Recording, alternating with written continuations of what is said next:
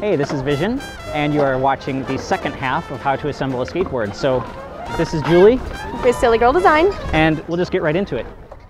Okie doke, first things first, we're going to show you how to put on grip tape. So here, this grip tape comes in a bunch of different panels, and we're also going to put this grip tape on right here in the middle. This has got the Santa Monica Airlines logo. So as you can see, this is kind of a small little piece of grip tape, right? And I wanted it to look a little bit different. So what I did was I drew this curved kind of pencil line on the top and down here on the bottom so that I could cut out this graphic from the grip tape and kind of give it a little bit of a different sort of look. So first take some scissors, cut along there, and then as you can see, it's all nice and neat, goes on the board really well. Now, how do you line up the two different colors of grip tape? Well, here's a little technique that you can do to line up different types of grip tape if you want to cut out little different shapes and sizes and stuff like this.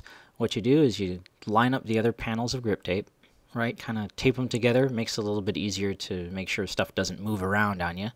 And then you just flip it over, and then take a pen and trace around the part that you need to cut out. In this case, I'm tracing around the white grip tape. And so now I cut out that piece from the black grip tape. And as you can see right here, it fits together now nice and neat. And it's an exact fit.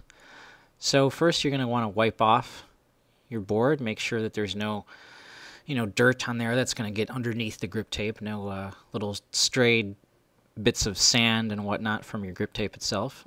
So you peel off the backing and just gently set it in place and start to press the grip tape down. Now this grip tape, this particular brand of grip tape was Vicious grip tape, and it is really, really thick and really heavy. It's kind of unusual. Like most grip tape isn't this gnarly, so you got to be really careful in applying this kind of stuff. And you can really peel off the entire backing all at once because it's so heavy weight. And here you kind of push down around the edges, make sure you got it all nice and neat in place. I keep saying nice and neat, don't I? So this goes on nice and neat as well. This is much thinner grip tape, the white grip tape with the logo on it. But again, you peel off the backing and gently push down from one side, making sure you don't get any air bubbles trapped underneath the grip tape. Then you take the grip tape file. Remember I mentioned the grip tape file a little bit earlier there on the skate tool? And you rub the grip tape file along the edge of the grip tape, and you kind of score the grip tape that way. And the reason that you want to do this is because it makes it a little bit easier when you take the X-Acto knife or the razor blade and you cut the grip tape. So here we go with the X-Acto knife, and all you do is kind of go around the whole edge and cut off all of that excess grip tape.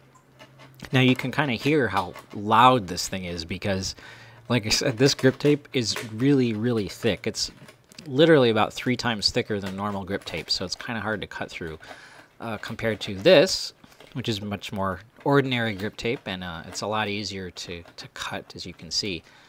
And then after you do all this and cut out all of the grip tape, one of the things you might want to do is go back over the edges with your file again. Now, of course, once you put all that grip tape on, you've covered up these mounting holes, right? So you need to uncover the mounting holes so that you can put the hardware through and attach the trucks. So you take your X-Acto knife and kind of poke through there and cut out all the grip tape, and you reveal the holes again. The next step here is putting the bearings in your wheels.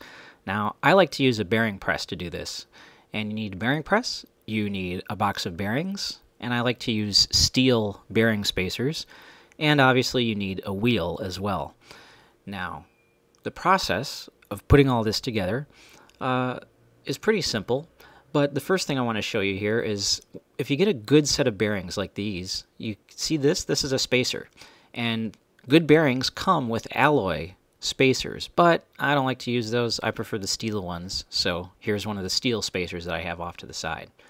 Now, the way that you actually use a bearing press is you simply pull up the handle, you flip up this little spindle, you slide a bearing on, then slide on the spacer, then you put on the wheel, and finally, of course, you put in the last bearing over the spindle.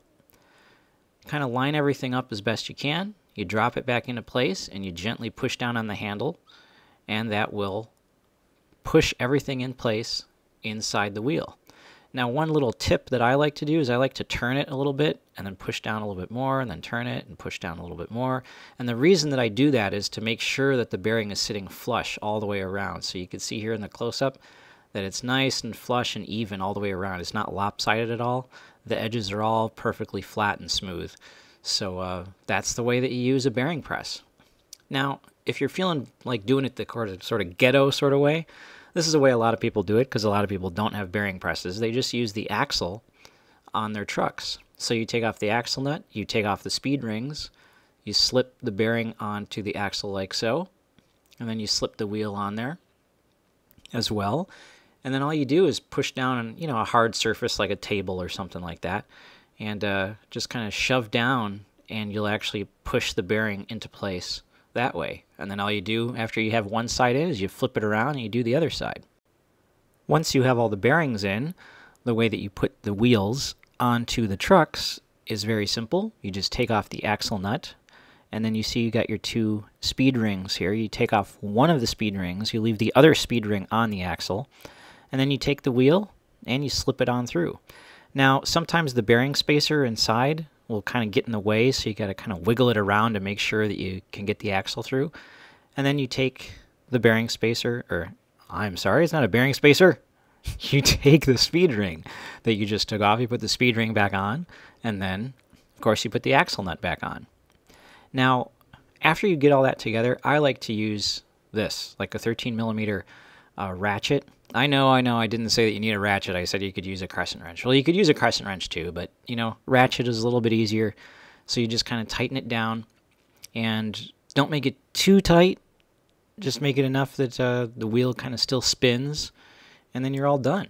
Whoa, wait, I'm falling behind. The video's going too fast. Okay, that clear thing right there, that is a that's a riser pad, and that's hardware. Oh, and that's the trucks.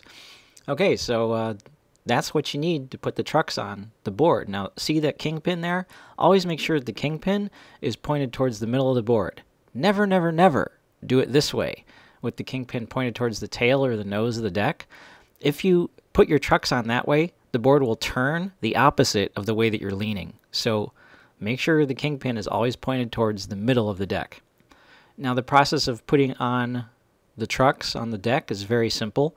Here you can see you just kind of shove the hardware through, you just shove the bolts through, and then you can put on your riser pad, and then once you have all that on, you can stick on the trucks, line everything up, and then of course you obviously stick the nuts onto the end, and once you have all that in place, take your screwdriver and your crescent wrench and tighten everything on down.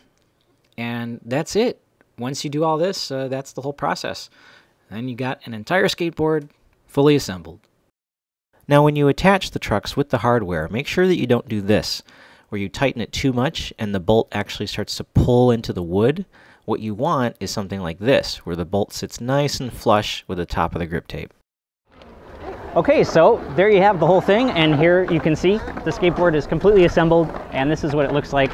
Oh, by the way, the one thing that we didn't show you on there was designing all the graphics on the grip tape. So you can see I just did that with paint marker, and now you guys know how to put a board together.